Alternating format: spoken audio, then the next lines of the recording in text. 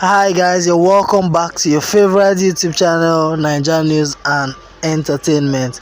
Obiabi evicted from the Ultimate Love show. The Ultimate Love reality show has entered its final stages where viewers will be called upon to vote their favorite Ultimate Love couples and choose who will remain in the love part. As the coronavirus outbreak continues to disrupt normal activities, the organizers of the Ultimate Love reality show have decided to join the fight to contain the spread of the disease. With this new development, two housemates were evicted today. Obiabi was the first to be evicted today, 25th March 2020, during the Ultimate Love Wednesday live show. Obichukwu and Ebiteyin have been checked out.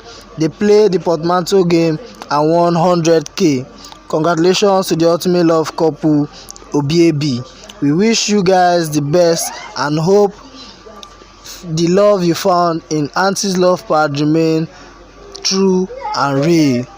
Ultimate Love, Obichukwu and Ebiteyin evicted. So guys, stay tuned to the channel to get more updates on your favorite TV show. If you're new, don't forget to subscribe and also hit on the bell icon to get new notifications when a story drops.